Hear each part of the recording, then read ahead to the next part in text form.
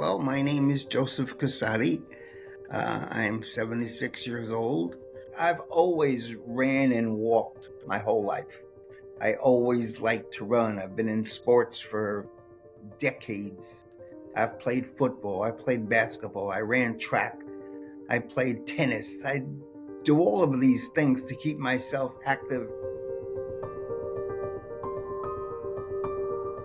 I just came back from vacation and I got a call from my primary physician who kind of told me my hemoglobin was 6. Not that I knew what that meant. So he told me to make an appointment with a hematologist and also go through a gastric um, doctor to see if I can get a colonoscopy. So when I made an appointment to go see the gastro, I'm filling out the form and I brought it into the office and the nurse looked at me and says, "You look kind of symptomatic." I says, "Oh, well, I mean, I wasn't dizzy. I might have been made light. I have no idea." So she told me, "I think you should go to the hospital." So I went home, picked up my wife, and we went to the hospital. By the time I got admitted and got into a bed, my hemoglobin was now 5. So they gave me a couple of pints of blood and I stayed overnight and I met Dr. Samir Patel of New York Cancer. He came and he talked to me and then he told me I have myelofibrosis. I says, "Oh, okay."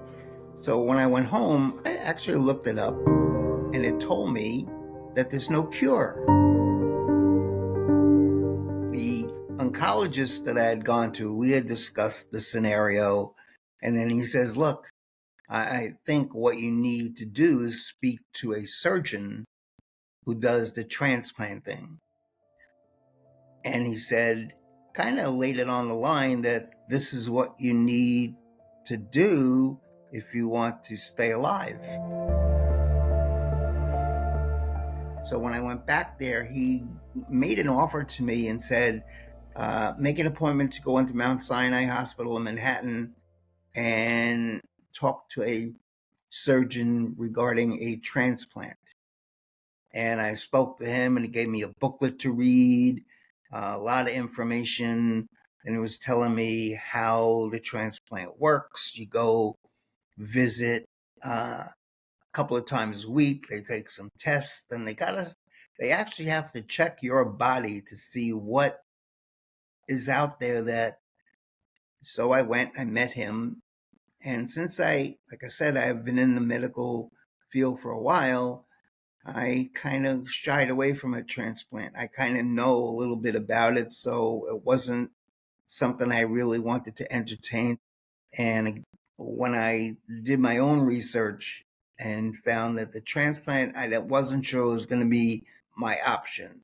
That's when I asked, "What's the alternative?" He says, "Well, they have another part of the team that has a trial program that you can try." I said, "Okay, let's roll the dice and let's do the trial." I mean, if I had needed to have a transplant, I probably would have done it, but they gave me this option and I decided to take it.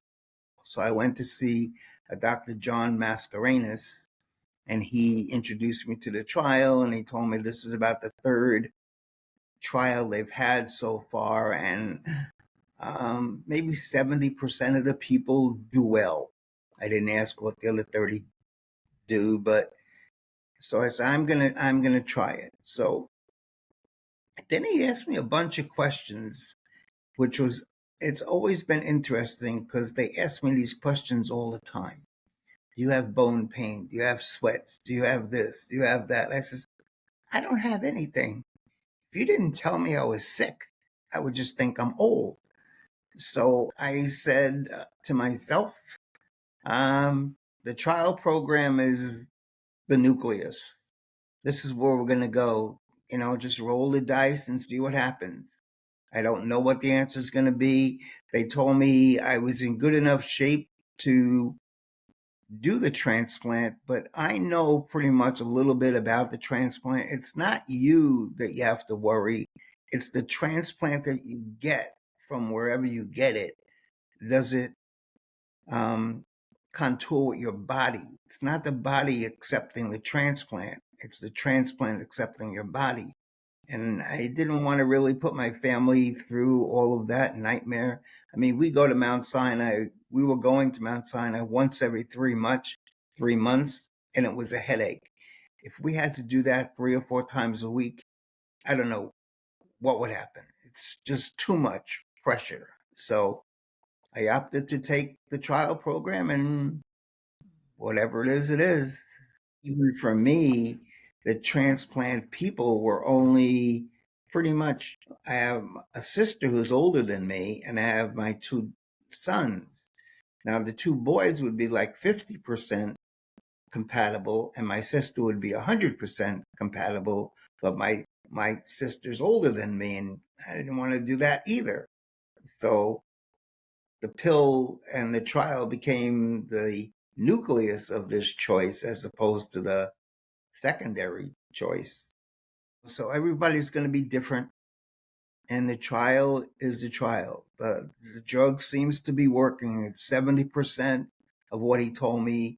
70% is pretty good, if you ask me. So I chose that. I started to do the trial. So I guess for the first year or so, the medicine was working, but not working. It was working, producing red blood cells, but they weren't staying there. So I would go get a transfusion, 1, 2, or 3 pints, and my hemoglobin would go up maybe 1 point per pint. So if I went there on it with a 7, I come out and I have a 10. But in 10 days, I'm back to 7. So that was my schedule for a while. All of a sudden, September 15th, 2021 was my last transfusion. Things started to kick in. My hemoglobin now is 14.9. And that's been pretty much steady, 14, 13, 14, 13, things like that. So Dr. Mascarenas says, you are like famous here in Mount Sinai Hospital. You're like a poster child. Then he told me the trial's going to end January 10th, 2023. So I said, okay, well, I wondered about the drug. So the drug just got approved. It was Pacritinib the first time, and now it's VONJO. So the drug got approved and everything was great. She says, but as of January 23, you're off the trial. So now the drug could be your own. So how wonderful. So I don't know how much it cost. So I found out that the drug cost $22,000 a month. And I got in touch with Mount Sinai, and they gave me a grant.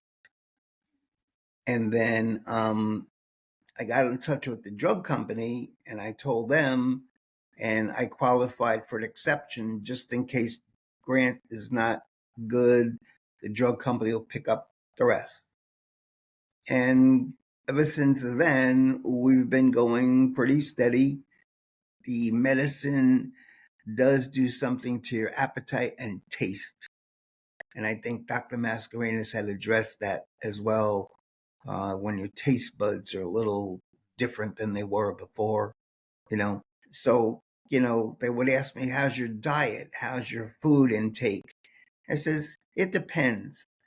Even to now, some food tastes good and some food doesn't taste so great to me. My appetite is good if it's something that tastes good. If it's something that I've had before and it was good then, sometimes it's not so good now, so I don't eat as much. But I do eat on occasion big time appetite. And then there's other days where it doesn't really interest me to eat anything. But, with the hemoglobin and the platelets, my platelets were like at 2. My hemoglobin was at 5. Now I'm at 14.9. My platelets last time I checked was 186. But the platelets fluctuate, the doctor says. They're not as steady as hemoglobin for some reason. My spleen at one point in time was getting bigger, and for whatever reason, and then I took this and then it shrunk like 65% or something. Ever since then, we've been going pretty steady. Like I said, I go to the gym 7 days a week. I've gone into a run for Michael Murphy run in Long Island, and I've done that now for the last 8 years. I do a Markham workplace run through my employer, and then I've also done a run for breast cancer. I mean, this pill is the one that's keeping me alive, so to speak. It makes the red blood cells and it keeps them, and they've been pretty steady for almost a year and a half now. So I'm thinking that the pill is the answer. So if anybody out there wants to know, this works. Some of these people are in, everybody's medical condition is different than somebody else's.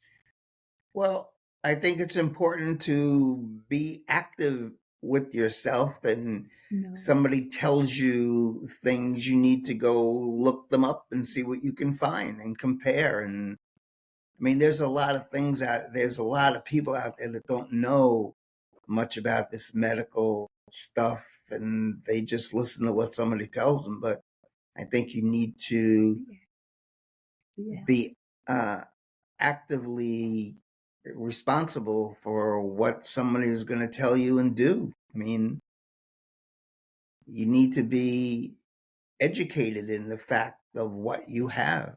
People go and check out the doctor that they go to see, check out what his credential things are, find out how successful he is, read some of the reviews. You might find some things out that you don't want to know, or might find out something that you do want to know. So it's a good way to compare before you make these decisions. I mean, this doctor in Mount Sinai, he just sat there and asked me, so what would you like to do? And it's like, oh, wow. I'm either going to go under a knife or I'm going to go under a pill. So I said, I'm going to try the pill. I still think the main concern is exercise. Do exercise. That's half the battle. Diet is another issue, but I think exercise is still the key to your being in shape. And if that helps you with this issue, God bless you.